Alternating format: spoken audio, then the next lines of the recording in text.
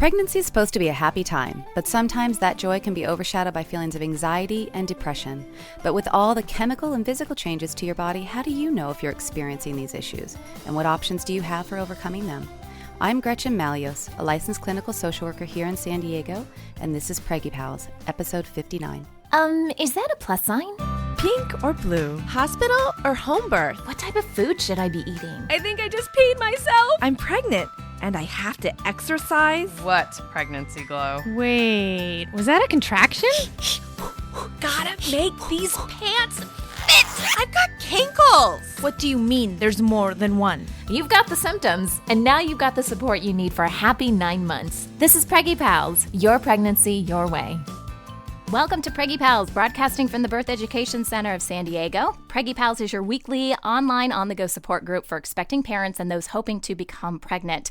I'm your host, Sunny Galt. Have you joined our Preggy Pals Club? Our members get all of our archived episodes, bonus content after each new show, plus special giveaways and discounts. And we've got a lot of great discounts right now, so make sure you sign up as soon as you can. You'll also get a free subscription to Pregnancy Magazine. You can see our website, preggypals.com, for more information. And thanks to everyone who is listening to this episode through our awesome Preggy Pals apps. They are available in the Apple and Android marketplace. I don't know about you ladies, but this is the way I listen to the episodes because as a mother, I'm always on the go. I'm waiting at my OB appointment. I'm waiting for an elevator. There's always great times to listen to this content, or maybe I'm just trying to drown out the sound of my toddler. Either way, there's a lot of great ways to listen to our show. If you want to download our apps, they are absolutely free. Visit our website for more information. Okay, so let's meet our panelists joining us today. We've got a full house today. I love it. I love it when we have lots of people here in the studio. For me, you guys know me. I'm the host of the show. I am pregnant for my third baby now, still in the first trimester. My due date is kind of still to be determined. I'm just going to say December because I can't figure it out yet. Baby gender, we don't know yet. I have 2 little boys already, Sayer and Urban. Sayer is almost 3. He'll be 3 in July, and Urban just turned 1. So we have a full house, a lot of little kids. We're just going on the boom, boom, boom plan. Get them all done. Crazy circus anyways, so just keep them coming. Type of birth. This one's going to be a cesarean. My last baby was a cesarean because my first baby was a vaginal birth that caused a lot of complications. But I'm okay with that. I've kind of gotten over the whole cesarean thing and have learned to just embrace the baby, not necessarily the birth process. So that's my story. Christy is a new panelist here on the show. She's also one of our new bloggers. So Christy, tell us a little bit about yourself. Yeah, my name is Christy Iris. I'm 41. I'm pregnant with my first baby, which is a girl, and I'm due Labor Day. She already has a sense of humor. I love that. And I'm planning a natural birth at the birth center at UCSD. Nice. So congratulations. Thanks. Okay, Annie. My name is Annie. I am 34. I'm pregnant with my third baby. I would say girl, but I was totally wrong with number 2. I said that was a boy, and that ended up being a girl. So we're team green. You know, I don't really care, although I do have all the little girl clothes because my number 2 daughter is about to turn 1 in a month, and then I have an almost 8-year-old daughter as well. All right, Stephanie, tell us a little bit about yourself. I am Stephanie. I am 30, stay-at-home mom and producer of Preggy Pals. I have a baby girl. She's about 5 months old. Her name is Savannah, and we had a unplanned C-section hospital birth. All righty. Well, ladies, thank you so much for joining us today.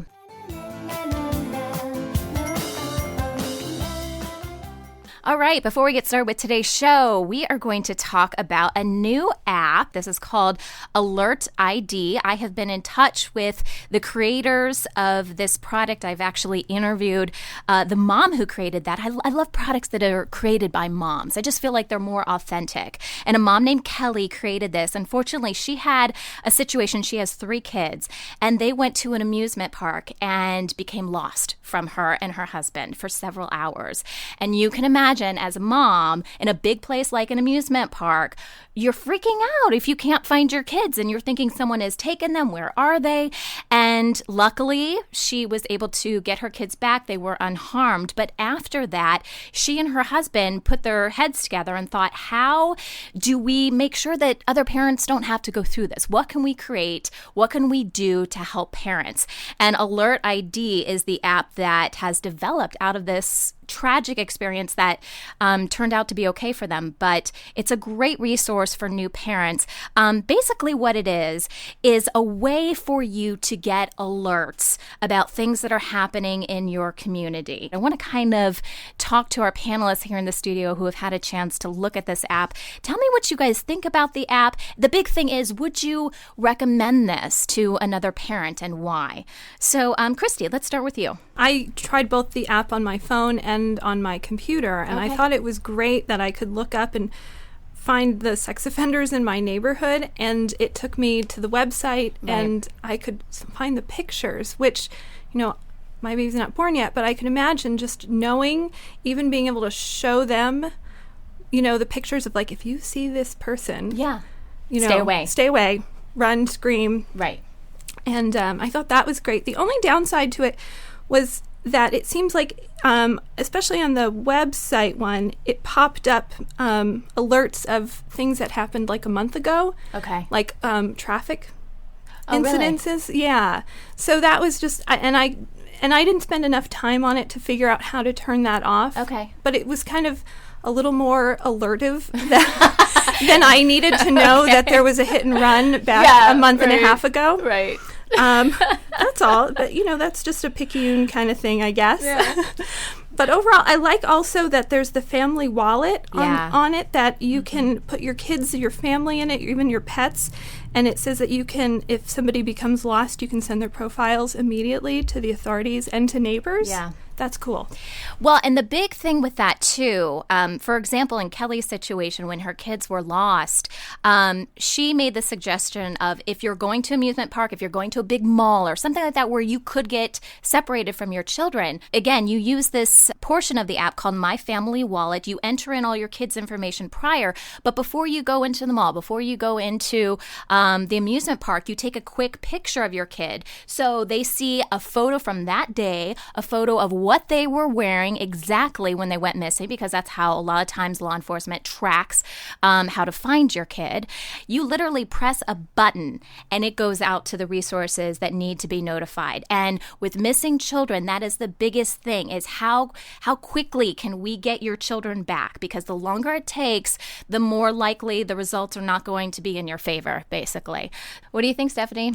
Okay, so I was looking at it last night, and I'm like, oh, there's a sex offender right down the street from me. So I just open it up and I'm looking at it. I look at his picture and I'm like, oh my God, I drove by that guy. I saw that guy outside of his house today, and I remember as I was driving by looking at him and going, he kind of looks like a creepy person. Well, apparently he really is, because he's a convicted rapist. So, oh my God. I'm like, note to self. And that's where I usually go for walks. And so I might be changing my walk route. Yeah, so it's not necessarily just to protect your kids, but even to protect yourself. Yeah, and it was like rape by force. I was like, okay, well, then. Yeah, the one thing that I would say, I love the functionality of it. They keep coming up with different partnerships, and they partner directly with these law enforcement companies and these weather services and stuff. So again, they aren't filtering the information for you, which I love, but they're constantly adding new resources, and they're trying to get it more focused, so it is as local as possible, so you really can tell what's happening in your community. So I love that idea. It's great for neighborhood watches, because you can create groups on this, and if something weird is going on in your neighborhood, you can take a photo, a video of something, and send it to everyone in your neighborhood watch. So watch out for this guy, so it's a great way to use it as well. The one thing I would say, though, is that you are storing some personal information in this app. So it's probably a good idea, if you don't already have it, to have a password on your phone. So just in case your phone becomes lost, I would hate for somebody to get your phone, to go to this app and see all the personal information about your child. That is the one one thing that I would say, but that's a safety thing with any kind of app you have on your phone. So if you guys want to check this out, you can go to alertid.com/newmommy. We have a special page there, and you can sign up for the app, and it's a free app that you just download through the iTunes marketplace. I really like this app. Would you guys recommend this to a friend? To another parent? Yeah, thumbs up for everybody? definitely. I would. Thumbs up. Awesome. We hear a lot about the baby blues and postpartum depression, but did you know that you can also experience prenatal anxiety and depression? Joining us today on the show is Gretchen Malios, a licensed clinical social worker who also serves on the board for the Postpartum Health Alliance here in San Diego. Gretchen, welcome to Preggy Pals. Thanks. It's great to be here. So how common is prenatal anxiety and depression in women? Well, the rates of anxiety are less measured and less screened. It's not as commonly observed, although we're hoping to increase awareness, and I think we're moving in a good direction about that because they're recognizing with further research that the incidence of depression and anxiety postpartum are very parallel or similar to those prenatally. So what they have right now in research shows is somewhere between 5 to 16% of women will experience anxiety prenatally. The rates for depression are 10 to 20% prenatally. And postpartum is anywhere from 10 to 20%, depending on the measure that you look at. One of the things that's important to recognize, though, is that a lot of women, and I have this experience in my practice, a lot of women experience some level of distress, and they won't necessarily register and be screened on that level if they did a clinical screening where their symptoms don't meet certain criteria, but it doesn't mean that they're not experiencing some symptoms, some distress, some sense of just not quite feeling like themselves. So it's not just about meeting that criteria and hitting positive on that screening tool. It's also about checking in with yourself or your partner about how they're feeling overall. Yeah. Well, let's check in with our panelists here. Ladies, did you experience prenatal anxiety or depression in any of your pregnancies? Christy, what do you think?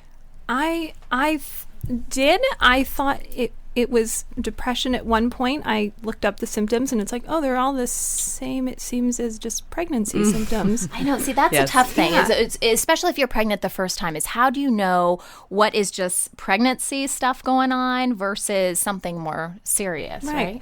Well, and then I also I'm still not getting a good night's sleep. So the next night, I think I had 3 hours of sleep fully that night. And then the next night I had 5 hours of sleep, and I woke up and I felt so much better. I was like, oh, that might have just been fatigue instead of depression. So I think, and I also have a thyroid condition. So in the first trimester, we were constantly adjusting. You have to adjust the medication a lot. I'm on twice the normal of what I take pre-pregnancy. So having a thyroid that's out of whack causes a lot of depression as well at times. Right. So I guess this is a question for Gretchen then. How do we know the difference between, just pregnancy symptoms and what's real anxiety and depression? Yeah, that's a great question. I was appreciating what Christy had to share because that comment about sleep is it's a classic example of the whole spectrum of the types of things we experience during depression or anxiety and during pregnancy and how they cross over.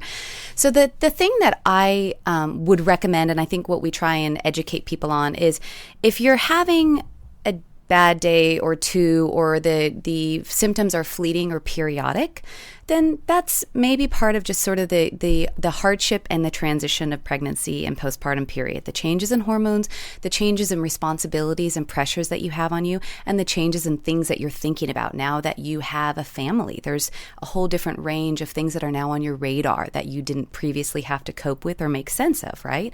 Responsibility for another life, managing your family, growing family, changing schedules. But when it starts to inhibit how much you participate in, when it starts to really dominate your thoughts and you are not relating to your life, your friends, your social circles in the same way, when your life starts to become narrower, when you're not able to sleep, when you're not able to enjoy things, and you're finding that this is going on day in and day out, or if you were to check back on yourself a few months back, where are you now compared to a few months ago? Are you still yourself? I think that's a pretty good sign. If the answer is no, it's a pretty good sign that you deserve some support. That's sort of how I like to look at it. Rather than this categoric, are you depressed or anxious or not? It's more, are you feeling well and robust? And if you're not, you deserve to go someplace or talk with someone where you can put some of those things outside of you, take a look at them, talk about them, and make sense of them. And that process in itself, I think, tends to really work against this isolation and this inner confusion that we experience, which really pulls us away from the very safety net and social circle that would keep us going forward in general. Does that make sense? Yeah. Can you define, I think most of us kind of know what, anxiety or depression generally is, but can you define specific symptoms that really would kind of qualify for that? Yeah. Okay. I think that's a great question. And there's different ways to talk about it. There's sort of how our manuals describe it so that we kind of code it based on how we're trained as quote unquote therapists or doctors or whatever. And then there's how women and people talk about it, right? So women tend to describe the symptoms as not feeling like themselves, can't really concentrate and focus, things are feeling kind of overwhelming, and that they're just not enjoying their pregnancy or their baby period like they thought they were going to. It doesn't feel quite like what they expected it was going to feel like. Technically, what the symptoms are that we're listening for when we're trying to help screen a person or help them recognize how they're doing is to listen for things like excessive worrying. And so what that can sound like for a woman is, I'll give you an example from my pregnancy period. So I had this theory at some point, and I know that it was working off of a fear. I wasn't addressing the fear, I was addressing the theory. The theory was that if I had life insurance on my husband, nothing would happen to him.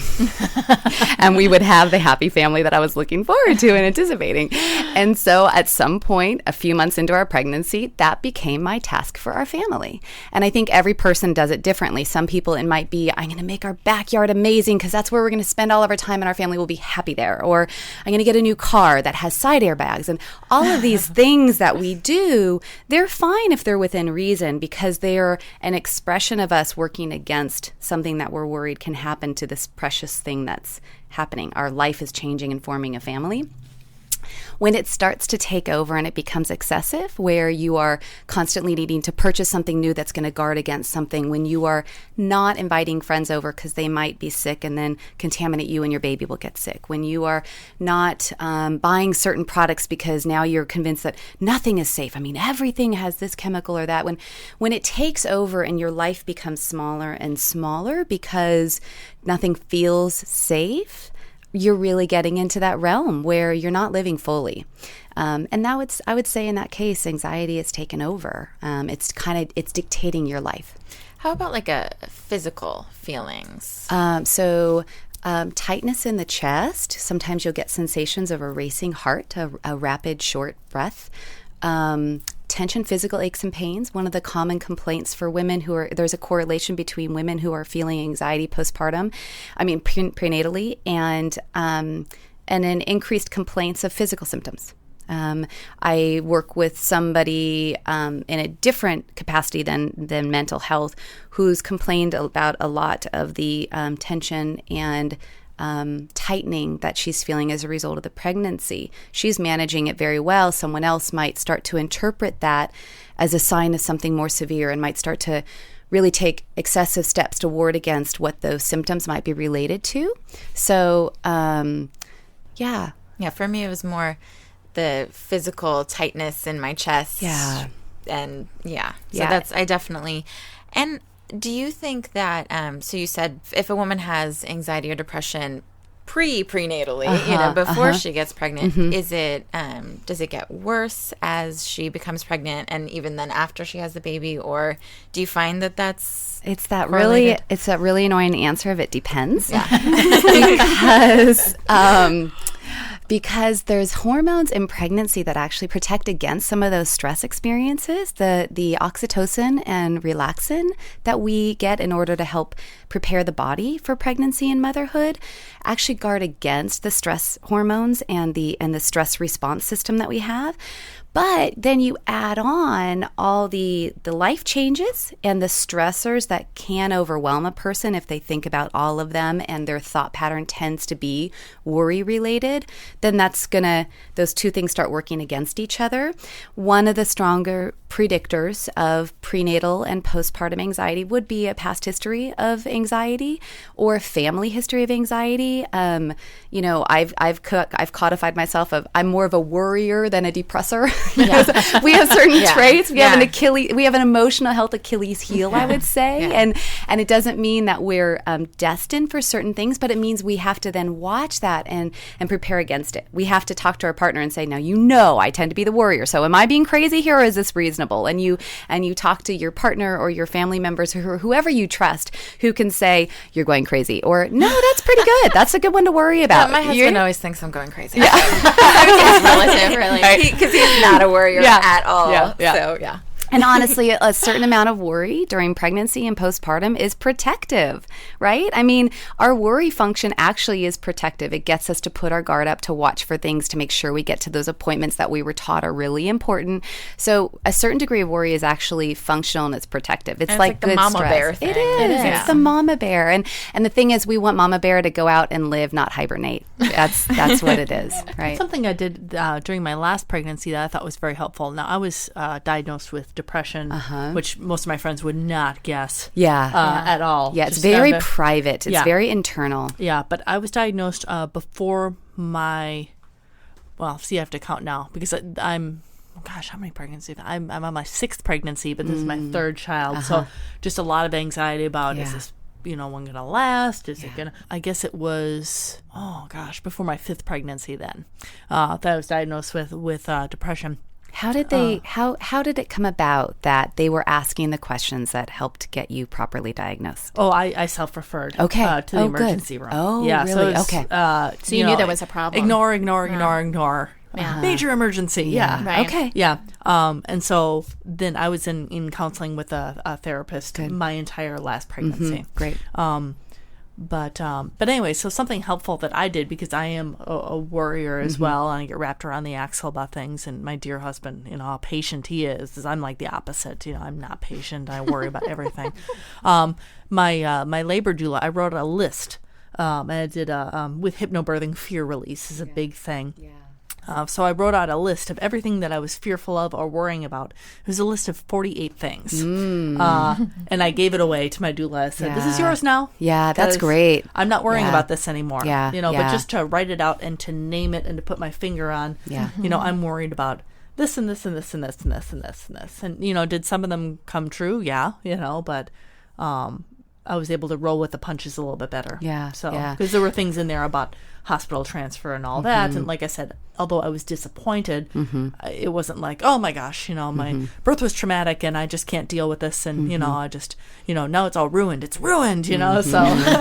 And you bring up a really great point that actually another risk factor or vulnerability for prenatal or postpartum anxiety is past perinatal loss. So possibly a pregnancy that didn't carry to term, or some other kind of perinatal loss, or history of health concerns will definitely ramp up the anxiety, because suddenly you don't feel as in control. You realize that some of the outcomes aren't within your control, and it creates some anxiety for some. So that's an important piece to mention. Yeah. What are some of the other risk factors, Gretchen, that we should know about? So prenatally, the strongest risk factor, like I said, is a family history or personal history of anxiety. Postpartum, and this can also happen prenatally, but it's definitely more the case postpartum, a perfectionistic type expectation of yourself as a mother, as a pregnant woman. I'm going to do this perfectly. Well, if we try and live perfectly according to all the information we have out there these days, it's untenable, it's unsustainable, and it's exhausting. And the reason we aspired, I think, to some of those perfectionist ideas is that we think it will guarantee a certain outcome. It sort of wards against the fear, like I said, and ensures the kind of family or experience that we're looking for. But it's exhausting, and that lends to more of a propensity towards anxiety. Perinatal loss, past perinatal loss, like I said, certain medical conditions that leave one predisposed or vulnerable to anxious or anxiety or depression can all contribute to to prenatal anxiety. All right, when we come back, we'll be talking about how to know when outside help is needed. Also, what are your treatment options? We'll be right back.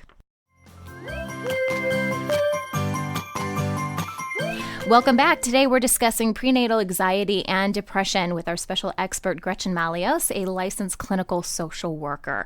So Gretchen, do women with prenatal anxiety and depression always need professional help, or sometimes is this something that can be managed on their own if they recognize the symptoms?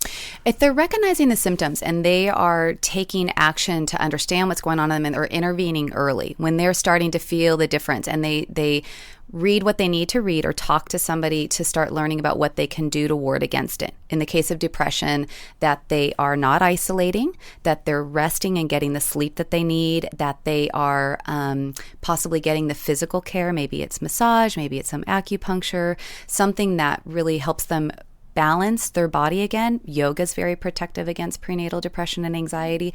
If they're doing things that help them start to reset that baseline physiologically and emotionally, then and that works, then that's great. When the symptoms start to become very strong, it's really hard to work against it on your own, quite honestly. Depression is an ironic illness as far as I'm concerned, because the very things you need to do to get better and work against it are the very things that depression pulls from you. You need to engage and connect to people and talk to people, and you need to organize your life and structure yourself in a way that sort of puts you on a track to take care of yourself. Depression works against that. It isolates you. It interferes with your sleep. It interferes with your appetite and your energy levels. It interferes with your cognitions and your ability to sort of organize mentally. So all these skills that you need to engage with in order to start to feel more like yourself again are kind of pulled away from you as a result of the depression and the anxiety. So it is important at some point when it feels strong and your efforts to get on top of it aren't working, that you don't be shy, that you engage with something, that you engage with a professional, that you talk to your OB about it, that if you have a past history of using a therapist or a counselor or somebody to get support from, that you start having that conversation. And then when should you consult with them? I would assume right away after you're recognizing the symptoms and realize this is a little beyond your control? Yeah, I as a therapist, I'm biased. I think therapy and counseling is a really good thing. I think it doesn't have to be problem focused and something shameful or something negative. There's so much more of a transition towards positive psychology right now and solution-oriented psychology. And ideally, you can find somebody that works with you and speaks your language that's positively oriented, that helps you place the concerns and questions outside of yourself and helps you start to see them for what they are. Because when you roll through them privately in your head, or you only talk to your partner about that, and your partner isn't skilled in that particular area, unless your partner happens to be a mental health professional, you really limit your ability to just get on top of it and start to feel like yourself. The longer you wait to work with someone, the more of a hold the depression or anxiety risks taking over you. What about women who have experienced this in a previous pregnancy and they have a subsequent pregnancy that they think, this could happen again? Mm-hmm. Would you recommend seeking some sort of help even before those symptoms really manifest themselves to avoid that? My prescription for somebody who has a history of it or who is concerned, and I kind of had this experience with a client actually, my prescription would be start making some calls and find somebody you want to work with. Maybe go in and have one session to explain your fears and let that person assess you and sort of see how you seem to be. And let them give you feedback. You seem quite stable and quite clear-minded and on top of this right now. How about we check in, or how about you call me if you need? How about I talk to your partner and I help him or her keep an eye out for certain things that will help you know if things are going awry? Because I don't think women during pregnancy or postpartum should be responsible for screening or tracking their own symptoms. I think that is not fair. She has so much to worry about and think about. I think it's important that we pull in other people in the family system to help be on top of it and monitoring, because that way she can focus on herself and they can say, we got you covered. We got you. We're keeping our eye out. You don't seem like yourself. I notice you haven't been sleeping for this last week, and I know you're saying it's fine, but let's, something going on. If you don't want to tell me, let's have you go someplace where you can start talking about what are the thoughts that are rolling through your head that are keeping you from sleeping. Mm-hmm. So I would recommend at least setting up or having somebody in your address book and maybe you've already contacted them, maybe you've just filed in your own head, this is the person I plan to go and see when things don't feel right. Okay, that makes sense. What are our treatment options? So let's say we decide to seek professional help. I think in our heads as moms and moms-to-be, we think, oh, well, I don't want to get on medication. I'm planning to breastfeed. I want to do everything naturally, whatever the case may be. But that's not necessarily the case, right? There are multiple options here. Yeah, there's a number of options. And, up until now, most of my language has been around that sort of mild to medium experience where we're still mentally coherent enough and the symptoms haven't totally taken over that we can even engage in some of the options. So if you are staying on top of it and you know something about depression or anxiety, or you've taken steps to understand exactly what it is and how it's affecting you, then depending on your lifestyle orientation, you have a number of options. If you already work with an acupuncturist or you like the effect of acupuncture and you feel that it's something that suits you, that is a non-medicated way to balance your physiology. And depression and anxiety have a physiological quality along with a thought and cognition quality that sort of creates the symptoms. So I consider them like bi-directional experiences. You can have physical symptoms, and that can create a worry or a concern, and then you suddenly get the thoughts going and they're racing and on the hamster wheel. Or you can have some thoughts about some things that might happen to you or your baby, and suddenly that creates fear, and that fear creates that tightness in your chest, that palpitating heart, that shortness of breath. So it can work in two directions.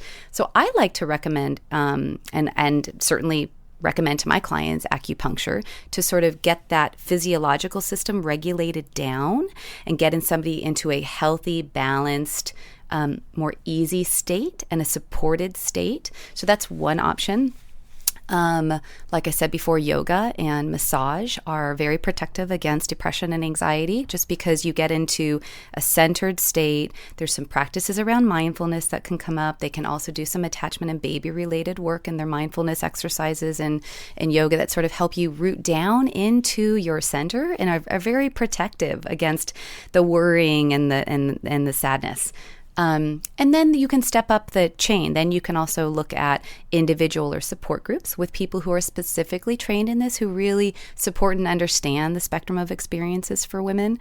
And then, of course, you can always talk to your doctor about medications. If you have a history of being responsive to medications and that works for you, there is no judgment in choosing that. If that's what works for you to feel well and engage in your life in a healthy way, that is good for you. And there's a lot of options that they know are safe for women during pregnancy.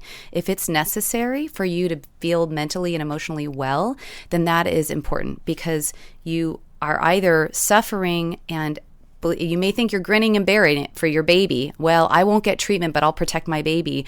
There's going to be effects. If you are not well and strong and supported, you're that same person who's raising that baby. You need to be strong and whole and supported to be a strong and whole mama for your baby.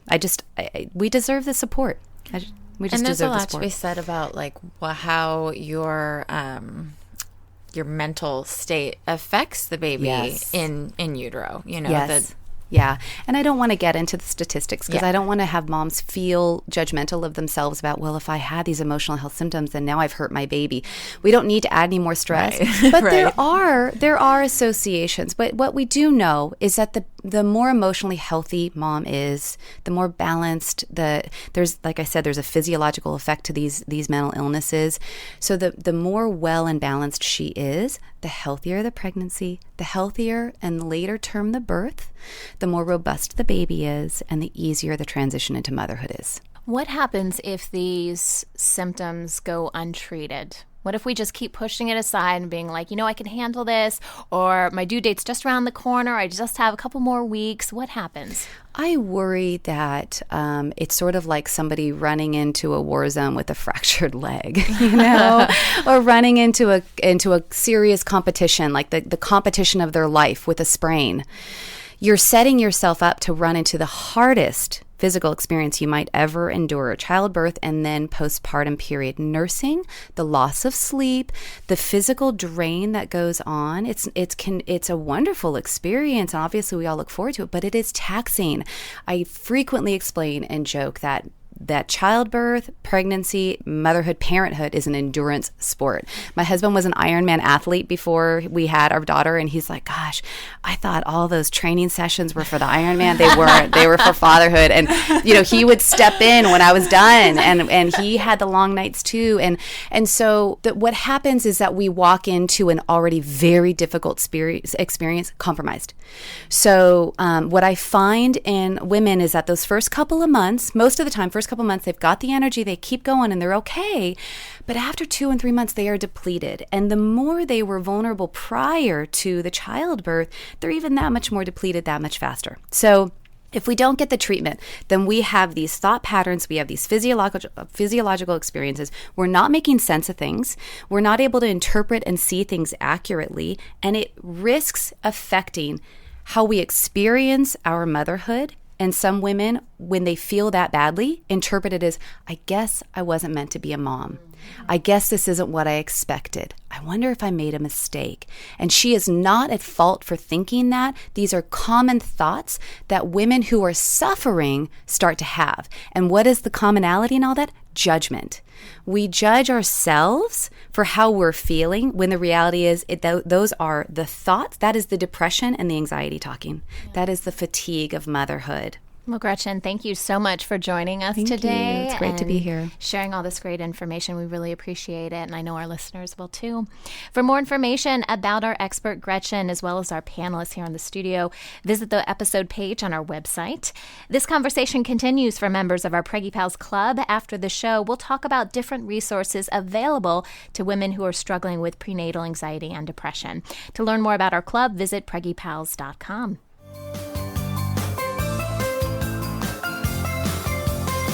We have a question from one of our listeners. This comes from Sandy of Kansas. And Sandy writes to us and says, I am pregnant with twins. I'm not very far along yet, so I'm still nervous and praying they both make it through the first trimester safe and sound. But I'd love some advice in the meantime. Anything different I need to do with my diet besides ingest more calories? Any special gear for pregnancy and beyond that I need to make sure I have?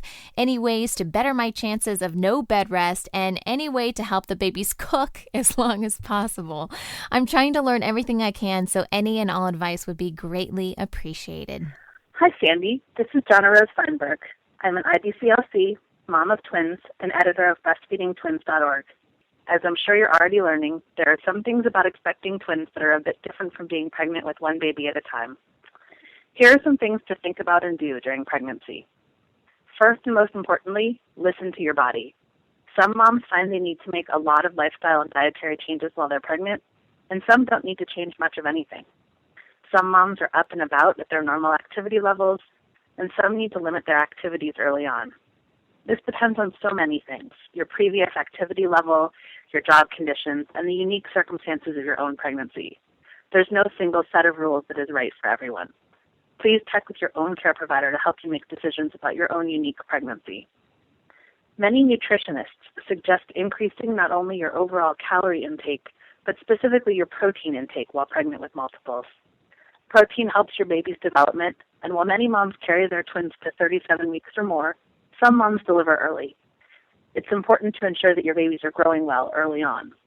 This doesn't mean you should live on milkshakes and cheeseburgers, but you may want to incorporate additional protein sources in your overall diet. Lots of moms like making smoothies with protein powder because it's an easy way to get a lot of healthy ingredients and extra protein into one meal. I recommend a book called When You're Expecting Twins, Triplets, or Quads by Barbara Luke for a really good explanation of diet and nutrition during a multiples pregnancy. To keep yourself comfortable, I strongly suggest adding some extra pillows to your sleeping arrangement. You may want several pillows, maybe one behind your back and another between your legs, or you may be most comfortable with a long body pillow or other maternity pillow to support your growing belly. Many moms also find they're more comfortable using a belly support band later in pregnancy to help support their growing midsection. Sometimes you can have your care provider prescribe a special band or get one from a maternity specialty store. Finally, pregnancy is a great time to reach out to other moms. Join your local twins club or reach out to other moms of multiples online. Local groups often have expectant or new moms groups you can attend now to get advice from moms who have recently been through the adventure of twin pregnancy. Note that local clubs have different personalities, programs, and offerings. If one group is not a great match, you may be able to find another nearby or online that will meet your needs. Again, congratulations on your pregnancy. Take it easy, keep them cooking, and enjoy this new adventure. And come visit me online at breastfeedingtwins.org for more information and tips. That wraps up our show for today. We appreciate you listening to Preggy Pals. Don't forget to check out our sister show, Parent Savers, for parents with newborns, infants, and toddlers, and our show, The Boob Group, for moms who breastfeed their babies. This is Preggy Pals, your pregnancy, your way. This has been a New Mommy Media production. The information and material contained in this episode are presented for educational purposes only. Statements and opinions expressed in this episode are not necessarily those of New Mommy Media and should not be considered facts. While such information and materials are believed to be accurate, it is not intended to replace or substitute for professional medical advice or care, and should not be used for diagnosing or treating healthcare problem or disease or prescribing any medication. If you have questions or concerns regarding your physical or mental health or the health of your baby, please seek assistance from a qualified healthcare provider. Hey mamas, don't forget to check out Mighty Moms. It's our online community built for new moms just like you. Not only can you connect with other moms, but you can also join us backstage for special mom-only online events. And you'll also be notified when we're recording so you can join us as a special guest. Visit our website, newmommymedia.com, and click on the Mighty Moms banner. It's free. That's newmommymedia.com. See you there.